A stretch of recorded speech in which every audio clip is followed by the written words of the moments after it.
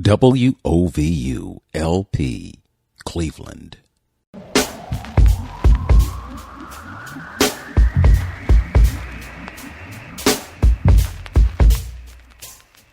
This is Open Door with Vince Robinson. In-depth conversations with people who are making a difference in the lives of others here and around the world. Culture is at the heart of who you are. Know your culture, find yourself on Open Door with Vince Robinson. Greetings and salutations. Vince Robinson here with another edition of Open Door with Vince Robinson. My guest is a very special guest this morning, someone who I've known as an artist for quite some time, a friend of Larchmere Arts, and I hear that he's going to be in one of the big galleries in Cleveland, one of the most illustrious and one of the most esteemed galleries that you can be in, and that is the Museum of Contemporary Art through the Museum of Creative Human Art. Welcome to Open Doors, Jacques P. Jackson. What's happening, brother? Thank you much, Vince. Much is going on right now. Getting ready for this show. Okay. So that's my whole life right now. Okay.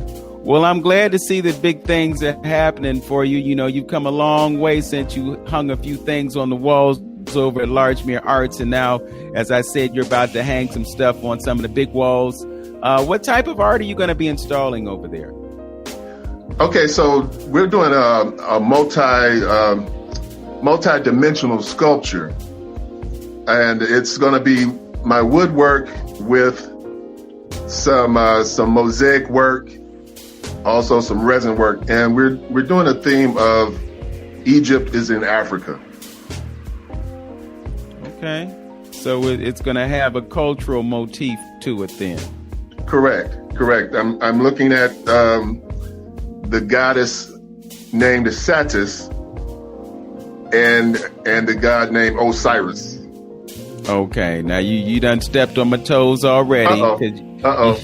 You're talking about Greeks and we talking about Kemet Nu, which is the people of Kemet. So the god Osiris would be Asar. Asar, A-U-S-A-R would be Asar. Isis would be Aset, A-U-S-E-T, and Horus would be Heru. All right. Okay, so we'll set the record straight on that, and we could talk about that offline. But anyway, it's a great thing that you're bringing Africa to moCa because they need as much Africa as they can get up in there. What are the dates for this exhibition? The opening will be April 29th, and this show should last for 1 month. Okay. And are you doing this in connection with any other artists? Or are you going to be the sole artist, or how's that going to be? So there's several teams. This is a collaborative show. So there are 3 different teams, and those teams were put together by the curator, Davon Brantley. He's been hot in Cleveland as far as art. He's been showing all over the place. So he's had this opportunity to curate. And so he put together 3 teams that will come together and produce work based on both of their talents and just really show you how 2 greats can make something even greater. Okay. So it's a collaborative show, and I will be working with Joyce Morrow Jones. She's known as a fiber artist, and she does primarily Afrocentric dolls. She does do some what I would call trees of knowledge. She does some beautiful tree sculptures, and so we're combining our talents to present something great for you. Okay, so this exhibition, is it primarily sculpture and less visual art in terms of paintings or photography? The other groups will be doing paintings. Okay, we're the one group that deals in other forms of art with more texture, actual fabrics and glass and wood and things of that nature. So the other groups will have paintings. We're just the ones with the 3-dimensional works. Okay. So tell us what types of art you deal with. You just let us know that you're doing sculpture, but talk about the full range of your artistic pursuits. Initially, I was working with Adinkra symbols. I found out about Adinkra symbols while during an internship at John F. Kennedy Recreation Center. Some gentlemen came in to play their African drums, and they had a poster with the Adinkra symbols on it. And I said, we have a whole pictorial language that we don't know anything about. So I want to learn more about it. And so I looked into Adinkra symbols and decided that would be the start of my art career, and trying to teach people through art that there are other languages, there are other pictorial languages besides Egyptian that we can learn and communicate with. So that was the beginning of my art career. And I do a lot of paintings of those symbols in acrylics. And also, I like to combine works that involve Black love. I just want to promote that as much as I possibly can, because we need it. We need our families to stay together to build a strong nation. And that's another theme that's within my painting. Well, it's difficult. It's difficult to teach through art. So I had to start making some money. So I decided to go into the realm of mosaic. And I had gone to a fair in Atlanta, and I just witnessed a young man with mosaic belt buckles. And it was just phenomenal. And it was like, okay, I need to find out about this art form. And so I really just dug in, went to the library, went to bookstores, and purchased books on this art form. But I continued to paint, and when the bottom fell out of painting for me, I said, okay, now it's time to do mosaic. And it was a good choice to do that then. So when you say the bottom fell out of painting, exactly what are you saying? I'm saying that my paintings weren't embraced as much as I needed them to live off of being an artist. So, in other words, I'm not a great painter, but my purpose in painting was to teach. So to be a great painter and to teach is kind of two different things. And so I learned that it's very difficult to teach people who don't want to learn or who are not in a position to learn. So that's why I had to shift gears. I had to make a pivot and do something that wasn't being seen here in Cleveland. I hadn't seen anyone doing mosaic. And so I decided to look around. I traveled to various antique shops and art galleries, and in all of my travels, I only saw one mosaic in an antique shop. So I said, okay, this is my move. This is what I need to do. Go ahead and do that. And little did I know or even think about the fact that, from a mainstream standpoint, I'm a Black man doing mosaic. So that's even more rare. You don't see that very much. So that's where mosaic came to be my mainstay in this art field. Okay. And when you talk about mosaic, you're talking about more than just a two-dimensional representation of something. That's where this idea of sculpture actually comes into play. Yes. Now, my mosaics are a little more than two-dimensional, but not much. I try to keep them flat. So there are people who are mosaic artists who work with mannequins, and they'll place their tiles and their broken glass and their broken dishes on mannequins. And so that's a full 3D effect. My pieces are different because I do them straight up and down, left and right, and they're meant to be placed on the wall. But I will also be making some that stand freely on a base. So just by keeping mine just a bit simpler than the others, it makes me stand out. Mm-hmm. So when you were describing your visual art, and I guess you were saying that it wasn't selling, art is such a subjective thing. What you might not think is good, someone else would look at it and say, "Oh, that's the bomb." So is it an issue of perhaps you not feeling as comfortable about what you represent, or are you just not getting good feedback on what you created visually, two-dimensionally? I think it has a lot to do with market. I would say if I were in a market like Atlanta or Washington, D.C., I think more people would take some looks at those Adinkra symbol pieces that I was doing. You have, one of the things about Cleveland is we have some of the greatest art galleries. We have, the great theaters, but we haven't cultivated a sense of collecting art. So when you talk about selling original art, a lot of people think immediately, oh, it's expensive, so I'm not even going to look at it. I'm not even going to invest my time in that because I know it's expensive.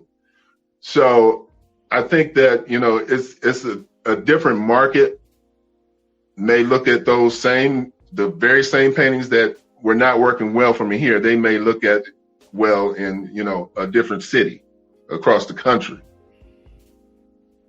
Yeah, and I guess another issue might be what people are willing to pay for art, because they don't necessarily see it as an investment. They just look at it as something that they're going to have in their home. And, if they get it for the right price, they may feel good about it, but they're not looking at you like you're Basquiat, and perhaps a few years down the road, one of your pieces will be worth $2 million. I guess it's one of the trials and tribulations of being an artist, and we're going to talk more about that when we come back. You're listening to Open Door on 95.9 FM WOVU. I'm Vince Robinson. My guest is Jacques P. Jackson, artist par excellence. He's going to be doing part of an exhibition that will be at the Museum of Contemporary Art through the Museum of Creative Human Art, and we'll take that apart a little bit more as well. We'll be back with more Open Door right after this. Cleveland, we know you have something to say. We know there are things on your mind you've been itching to get out. Call the WOVU Talkback line, 216-200-7848, and tell us what it's all about. Tell us what's bothering you. Tell us what makes you happy. Tell us what you want to hear on WOVU. Call or text the WOVU Talkback line, 216-200-7848. This is WOVU, our voices united. We can't do what we do without you. Welcome back to Open Door with Vince Robinson. My guest this morning is artist Jacques P. Jackson. He is a visual artist who does mosaics. He's doing sculptures, and he's got a piece that's going to be in an exhibition at the Museum of Contemporary Art, April 29th through May 30th. Mark your calendars for that. Make sure you go through. There are going to be other folks involved in that exhibition, but I'm sure his piece is going to be shining. Before we took the break, we just talked about the subjectivity involved in visual art.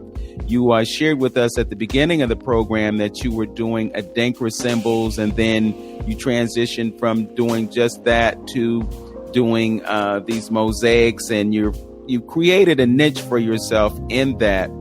Talk to us about how you got started with art in the first place. When was it that you realized that Jacques P. Jackson is an artist? Well, I realized in grade school, I was coloring with crayons, and I enjoyed it. And that was one of the things that was most impactful for me. One of the interesting things, there was a young kid, I remember his name, William. And William drew a visual of Godzilla that was so magnificent that I thought, wow, he must spend a lot of time working with these crayons. And I mean, his work was phenomenal, and mine was just okay by comparison. I thought I was good, but it was just okay by comparison. But then I realized, it takes practice, and the more you practice, the better you become. So, and another thing I realized going through the greeting card aisles, looking at cards, I said, there's 100 different types of art on these greeting cards. And if my instinct is correct, someone was paid to do it. So that gave me the notion and confidence to say, the work that I put out, the work that I create is worth something. It's just a matter of finding the people who understand its worth. So that brings us to the quandary that we just talked about, and folks not really fully understanding the value of the art that you create. I can relate to you being a visual artist and someone who works with your hands. And I just know that you put hours and hours and hours and hours into creating something. As a photographer, I push the button, I get an image. I might take it into post-production and spice it up a little bit, unflatten it, bring out color, bring in shadows, create some contrast or whatever, and so that the picture pops. But I can literally do that within a few minutes. But as for you, when you're creating a piece, it takes hours of work. Do you ever get the idea that people don't fully appreciate your time when it comes to your creations? Oh, absolutely. I really don't think about that, but to be honest, it's once you decide to go full time, it's an around the clock venture. My sponsor, I have one sponsor, and he's like, well, when do you sleep? Like, when do you sleep? Because you're always on the internet, or you're always, showing your face on Facebook and what have you. And really, I just sleep when I need it. But I'm working around the clock. The best time for me to create is 2 a.m.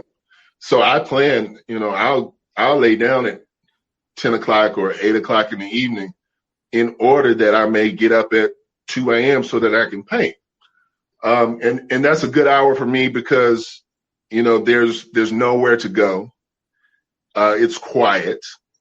Nothing much is happening on, social media. So it gives me space to focus. And so, yes, it's hours and hours of labor. And so the challenge is people think that creating art is always fun. But once you decide to make it a career, it's not always fun. But you have to do it because you're a professional. Right. So that's one of the misconceptions that, oh, you're having fun, so how can it be worth that much? No, it's not always that fun. Yeah, I'd have to imagine that in ways it can be pretty tedious, and then there's the whole idea that you might make a mistake and it might ruin the whole piece and you have to start all over again, or you have to live with something that you really didn't intend to do, but it just happened in the process of creation.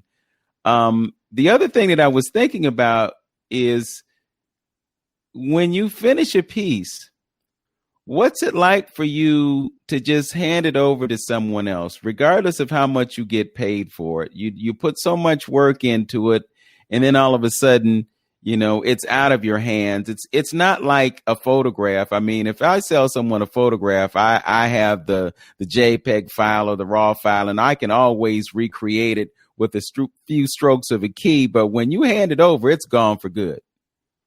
Right. And so I feel two ways about it. So some pieces you have a special connection with, that they are just special to you for, any kind of reason. It just resonates with you as the artist.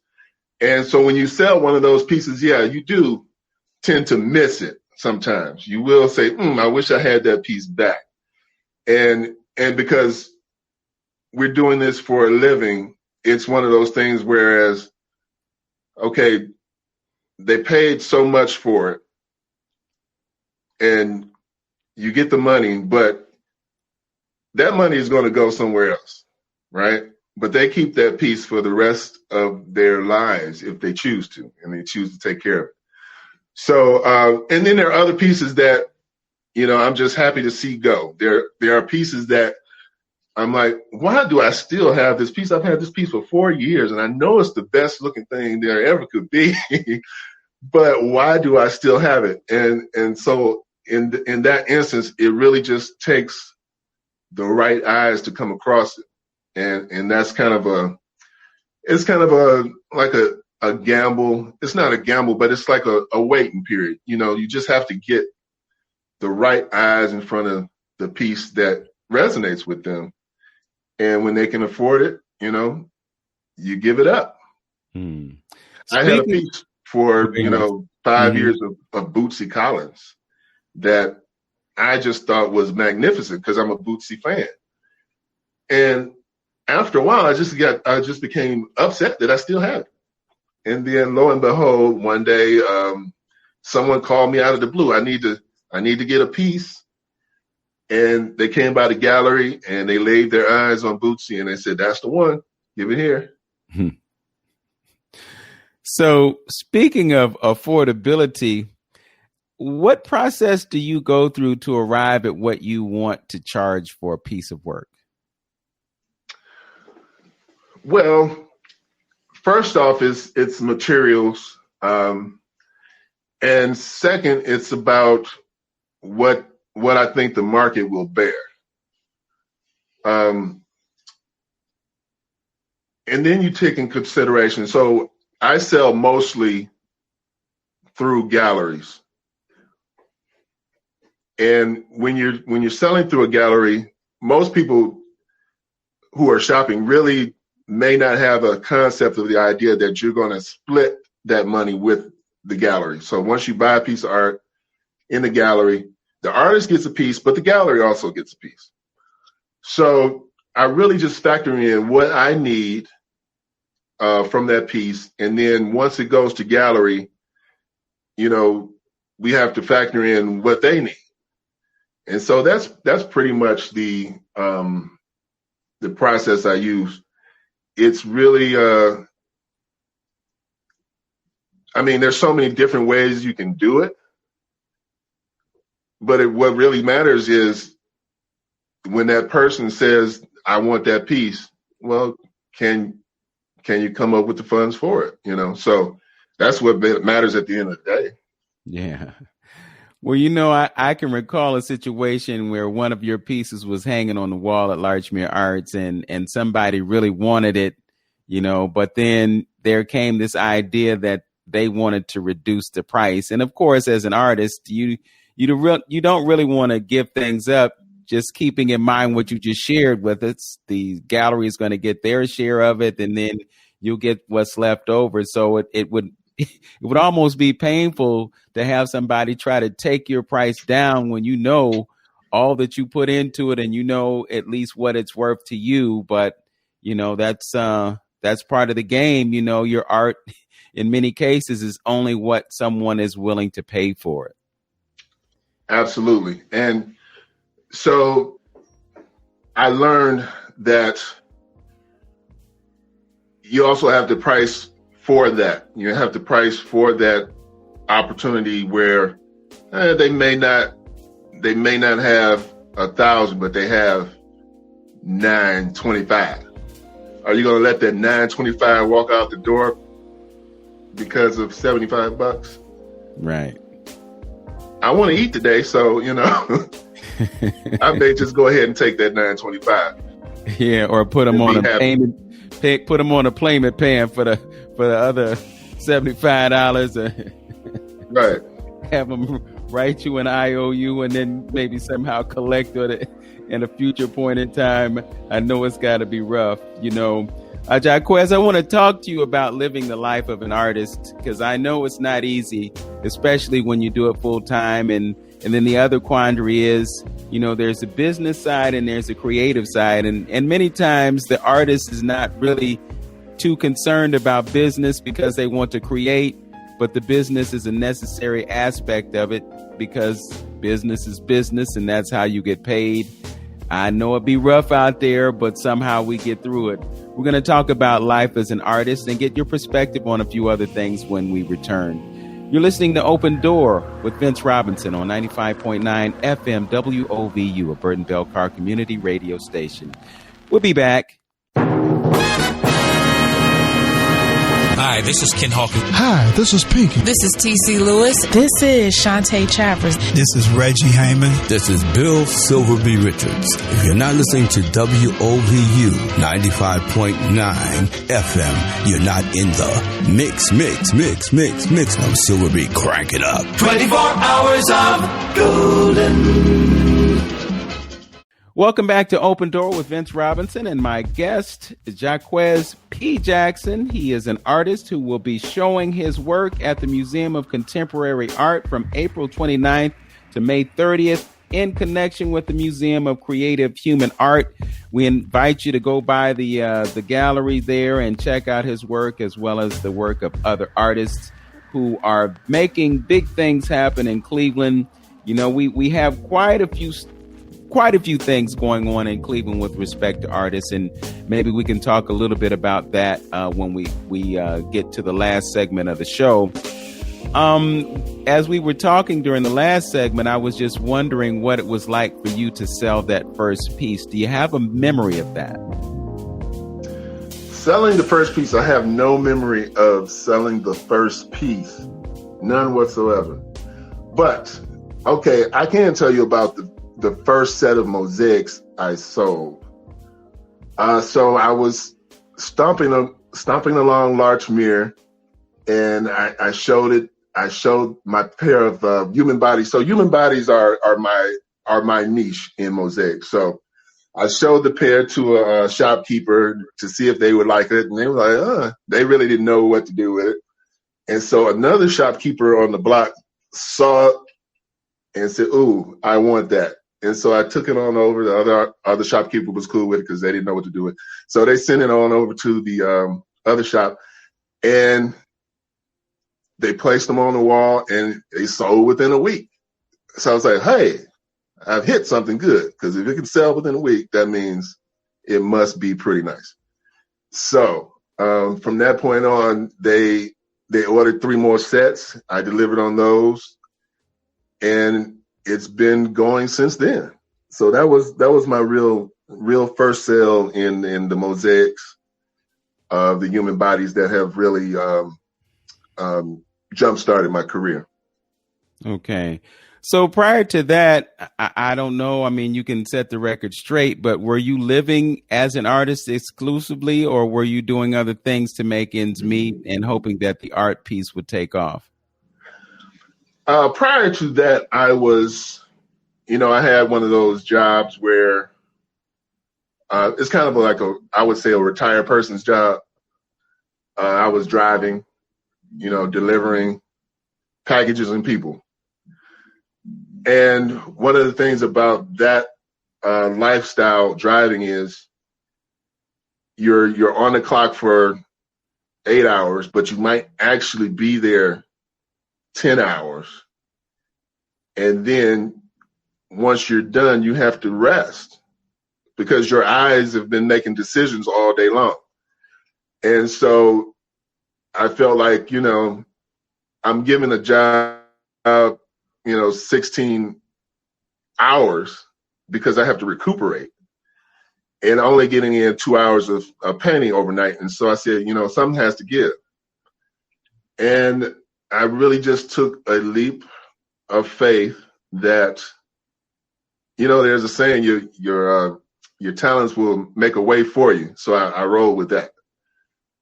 And so, once the mosaic started to take off, I had a pathway. Yeah, I had to imagine that it was quite a courageous move on your part to say, okay, well, I'm going to stop working for so-and-so and I'm just going to do me now. Well, I grew up with parents and older siblings who had the nerve to tell me I could do anything I wanted to do, and I believed them. So I just felt that life was more than the work I was doing for money. I felt like if I was going to be broke, I may as well be broke doing something that I like to do. You understand? So I knew I could sell. I could always sell. I had been selling art since my college days, but it was in a different form. I was doing paraphernalia for organizations. And so when I gave that up and decided to become an artist, it broadened my audience. You know, just being an artist opens it up to so many more people. And so that's why I did that. And so I had confidence that my work would sell. It's just a matter of how. And so, like you said, when it's about business, you have to develop relationships with different people, different shopkeepers, different real estate people, coffee shops. You know, develop relationships with these people so that you have an opportunity to show your art. And in that way, you know, it can work out. Mm-hmm. Now, I will not tell you any lie. It was difficult at first, and I had come to a point of frustration. I decided I need to get my work on gallery walls in order for it to sell for what it's worth. And I didn't know how to do that. You know, there's 1,000,001 gurus now that tell you how to do it. But, you know, I talked to Dr. Parker and he reminded me, well, the way they say do it and the way you do it is two different things, because guess what? You're a Black man. So you have to keep that in mind. And so what I did was I went to all the galleries that I knew about in Cleveland. I went from Tremont to Waterloo to Cleveland Heights, all around the city. And I asked the gallery keeper, how do I get my art on these walls?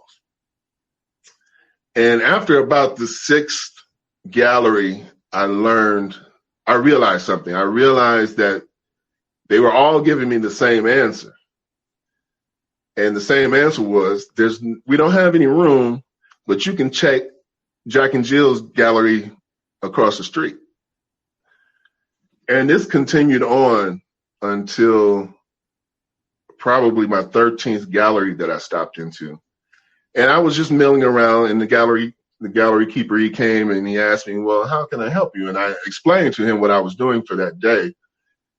And he was the first person to actually ask, can I see your art?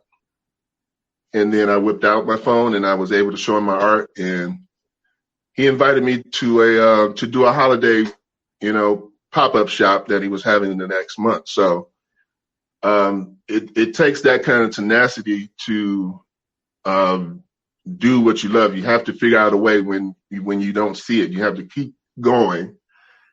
And from there, I learned that, what I did was the wrong thing to do. There's an old saying, it's not about what you know, it's about who you know. So yeah. I realized that my strategy had to change because no one really gave me the answer on how to get my art on the walls. So my strategy had to change. I decided that, you know what, I'm going to go to art openings every single weekend so that people get used to seeing me. And so at art openings, there are other artists and there are curators. And eventually they'll wonder, okay, who is this guy? And they'll ask. And then that's how I became known and to the art community, just showing up to every possible opening I could get to. Yeah, it is just so relationship based. I mean, I can really relate to what you're talking about. You know, as a photographer, I'd like to get my work in as many places as I can. But, you know, you go to a place and, well, you know, they've got exhibitions scheduled into 2 years down the road. So that doesn't leave very much room for you to get in. But on the other hand, if you know somebody, you know, sometimes they can create opportunity for you. So I think what you shared with the audience is just so on point, something that you need to know. You got to get to know people and get to know the folks who make the decisions so that your art can be placed at some point. It's got to be so frustrating for artists who have great talent and have great work, but they don't have any place to place their art because, you know, as I said, you know, they have shows scheduled so far in advance that, you know, what are you going to do? So you got to shake the tree. Sometimes the fruit falls and it gives you a blessing. You know, you're right about that. There are galleries that, you know, they're planning their exhibitions a year out. But there are also other opportunities where they're called what's called artist calls, and they might just post it on Facebook or some other Instagram or other social media. And what an artist call is they will tell you what the show is about. And basically, if you have something that fits that theme, send us some pictures so we can see if, you know, we would like that in our show. And so sometimes those artist calls may be, you know, they may be 3 or 4 weeks before the actual show. So there's an opportunity to get into some shows that are fast and upcoming. And then once you're in the community, that's when you get into those grander spaces. Those shows, you know, yeah, they plan those a year out. So there's still opportunity. Sometimes, you know, your short-term notice places, you know, they're going to be smaller places, but people still come and they still shop. So there's still hope. Yeah. And I'm kind of thinking out loud, too, if it's a show and it has a certain theme, you have to have something that's already created that works into that, because if it's 2 or 3 weeks out, you may not have enough time to create 1 piece or 2 pieces or 3 pieces that would fit that theme. Absolutely. So there's so many different artist calls that eventually something is going to come around that kind of speaks to what you do. And so you just have to be aware of it. And so one of the difficult things is you really need other people looking out for you, because sometimes the perfect opportunity is out there, but your 2 eyes don't see it. Yes. Right. So it's wonderful if you can have that type of person or that type of network to say, hey, this show kind of fits what you do. You should check it out. Well, it's a good thing that you know Joyce Morrow Jones. I think she probably was like one of the very first African-American artists in residence at moCa, and her having that position has definitely come in handy for you. Jacques P. Jackson, we're going to talk a bit more about art when we come back. You're listening to Open Door with Vince Robinson on 95.9 FM WOVU, Burton Bell Car Community Radio. Back in a minute. WOVU 95.9 FM, we are here for the community. It's called Our Voices United. We are united to give you all the information from sports, music, gospel, mental health, financial literacy, anything that you need, we got to hear at WOVU 95.9 FM. Don't forget to download our app right now. Go to your mobile app store, download WOVU. Put it on your phone. These are one of the reasons why you need to listen to us. We are the community. We're for the community. I am your music director, DJ Chris Towles. And thank you for listening to WOVU 95.9 FM. This is 95.9 FM, WOVU, a Burton Bell Car Community Radio station. Now back to Open Door with Vince Robinson. Welcome back to Open Door with Vince Robinson. My guest this morning is Jacques P. Jackson, artist about to do something big at moCa, that great big gym-shaped building at the corner of Mayfield and what is that, Ford Drive, something like that, Mayfield and Euclid. It's a magnificent building, and magnificent work will be hung in it and placed in it in the coming month. You want to give us your social media and all that good stuff while we're on it? Sure. For Instagram, I'm at Jacques P. Jackson _art. That's JACQUES P JACKSON _art. That's my primary site for my mosaics. For my paintings, you would go to Instagram, and it's at Jacques _canvas, and that's spelled a little differently. It's spelled JAQUEZ _canvas. That's CANVAS. And also you can find me on Etsy.com. My shop name is Soul House Decor with no spaces. Soul House Decor. Okay. Tell us about the genesis of Soul House Decor. How did you come up with that? Well, I was living in Atlanta at the time, and a friend of mine was over. He was taking photos of my work, I was working as a security guard. He was one of my coworkers, and his thing was photography. So he was over my place, and we were trying to figure out a name for my business. And like I said, Adinkra Symbols was the intent. That was my purpose. And we figured out, if there's a soul train and there's a soul plane, why can't there be a soul house? And that's how Soul House Decor came about. Okay. And how does Etsy work? Folks can go on and see your artwork and then make purchases? Yes, absolutely. They can go to that site and type in Soul House Decor without any spaces, and that should take you to my little section, my little store. And I have both my mosaics and both my paintings there for purchase. Okay.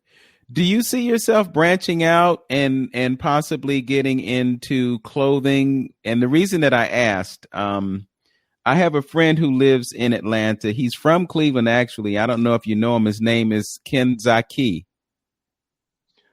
Yes, I don't know him personally. I only met him, online. Okay. But I do know who you're talking about. Well, Zaki, he does these gourds, and he does Adinkra symbols on the gourds. But he also branches out and does clothing. So he does garments for both men and women. And it's like he's like a movement in and of himself. He's got all this clothing that he's putting out, and then he's got like these wall pieces that are like tapestries with his artwork in it. I mean, he's a phenomenal artist, and he's like you. I don't think he ever sleeps, but to complicate matters even more, just recently, I know he had an amputation. So I don't know, it may have been diabetes related or something like that, but that has not set him back at all. He's going through therapy and everything, and he continues to make art. But when you talked about, being there, I just wondered if you knew him. And have you ever thought about perhaps doing merchandise that would include images that you create on clothing? Absolutely. So I do have a T-shirt lying out right now, and it's called #BeSexy by Art. And that's just something I came up with that, was just a little more interesting than by art, So be sexy by art, #BeSexy by Art. So I have T-shirts with that printed across the front. I also paint on jeans and jean jackets, and I'm looking into painting on sneakers. My niece was adamant that I could make some money painting sneakers, and she passed away not too long ago. So I'm going to make that one of my goals to get into painting on sneakers as well. Mm-hmm. What's it been like for you to navigate Cleveland's art scene and stay aware of, you mentioned calls for artists, but you also have nonprofit arts agencies, you have Cuyahoga Arts and Culture, you have the Assembly for the Arts, and you've got all these other entities that are in place to provide support for artists. I'm just curious about what your experience has been thus far in going after grants and other opportunities that are out there. So that has actually been my shortcoming. Like you said, we're some artists are more concerned about creating the art than the business aspect of it. And so going after grants and things of that nature is definitely a business part of being an artist. And it took me some time to realize that, you can create more when you have the funding to do so. I primarily work off of, my sales, but it would be awesome to have, $10,000 that I could say, hey, I can go and buy this amount of wood and I can buy this special piece of glass that's made in XYZ country. So grants and using those institutions is on my radar. I haven't done it yet, but that's in my intents for the next new year. Okay. And have you thought at all or known anything about the possibility of public art? Yes, I do know about public art, and it's booming right now for artists. I think my fear in that has been that my work as a mosaic artist would be on another level of challenging, because I don't have the network yet of people who could help me do a large scale mosaic project. Yes. Well, I'm just speaking as someone who sits on an ad hoc committee for public art, and I've been in a position to review projects that have been proposed by different artists, and I know how it works. They get several $1,000s sometimes to do a project, and some of it involves payment to you for your labor, but the cost of fabrication are also included in the proposal. So you kind of have to find a way to create a balance between what's required to do the job and what's going to pay you fairly and compensate you fairly for your work. So it's an endeavor, but the beautiful thing about it is that once your art is up, it's up for perpetuity or as long as it can physically last. So there's nothing like driving down the street and looking up at the side of a building or looking at a corner and seeing your art being placed there. Right. Absolutely. Yeah. And I just scrolling through some of my mosaic friends' work, I've seen smaller pieces just attached to brick buildings. I mean, pieces that are only like 3 feet tall. And I said, okay, maybe I need to rethink this, because I can do smaller pieces and attach them to walls and they still be seen and still be magnificent. Mm. So earlier in our conversation, you were just talking about the whole theme of Black love. Why is that important to you? It's important to me because everyone needs some type of support. And I think that the Black family can build greater children. I mean, I think it requires a mother and a father to give the best to their children together. That's a whole another philosophical discussion, but I think we have to get over some of the things that we perpetrate against each other. We have so many things that we don't like about each other, but we need to try to figure out a way to get over that. And I think presenting Black love in art and in the homes, when children see that growing up, they perceive that to be an ideal. And so that's why I do it, so that, when children are passing through your home, or they live there, that message of finding love can be a powerful thing. Mm-hmm. I'm just thinking creatively as we speak, and you mentioned children. Have you ever thought about teaching art to young people and teaching them what you do? Yes, I have. I have thought about that just recently, and I have done it on some occasions with Boys and Girls Clubs. But I think that right now I'm really focusing on this mosaics, and it's a little bit dangerous, because I'm breaking glass. But, when I get some time, when I get a little comfortable, a little settled in, I think I can go in and teach some painting lessons. I may even do some paint and sips real soon. Because the Adinkra symbols, I think most children can get into that because they're learning, and I will be doing that soon. I just have to make the connection. But I know I'm welcome in the place that I'm thinking about. Okay. Which of the Adinkra symbols are the ones that resonate with you?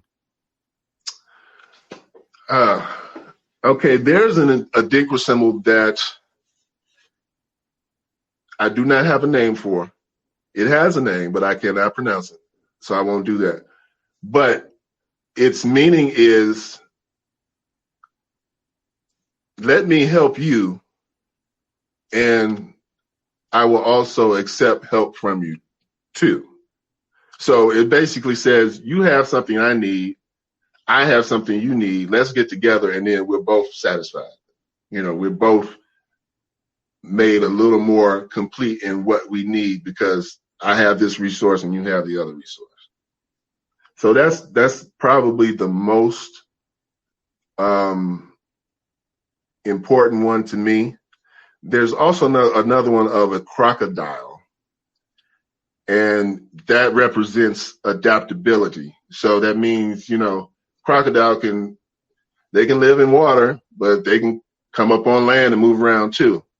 So that's another one. And that goes to, I was in an art show opening, right? And this gentleman comes up to me and he asked, do you think it's more difficult to be a Black artist? And that was a strange question.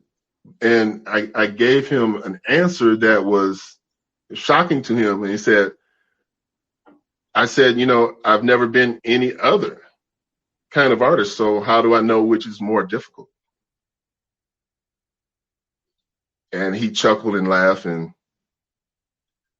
that was that, Yes. Well, I hope for your sake that at some point you'll be able to make it across the water to the country of Ghana, to the village where they create those symbols, and they use ink that they make from the bark of a tree. It's a fascinating process. They have this great big cauldron, and they put some type of water or liquid in it, and then they boil this bark for like days, and it turns from red to black ink. And then they have these stamps that they create with the symbols on it, and then they will sell you kente cloth from a neighboring village, and then you can create your own pieces of art. You just stamp those pieces of cloth and put whatever symbols resonate with you. It is a beautiful place. I'll have to send you a picture of it because I took quite a few pictures of all these banners and these ribbons with the Adinkra symbols on them. But it is a beautiful place. I'm putting my hands together and praying that at some point before it's all said and done, Jacques P. Jackson can make it home and check out the real deal in the place where it all started. Yes, that would be so lovely. Jacques, it's been an absolute joy to have this conversation with you. I wish you nothing but success and look forward to your show at moCa, April 29th through the 30th. If folks want to reach out for you, they can hit you up on Instagram at Jacques P. Jackson _art. They can also get you at Jacques, JAQEZ _canvas. And they can go to Etsy .com/shop/Soul House Decor and get some of your great work. Thanks for joining me on Open Door. Thanks for having me. All right. And to those of you out there listening, know yourself, love yourself, be yourself. Make today your best day, Cleveland. Peace.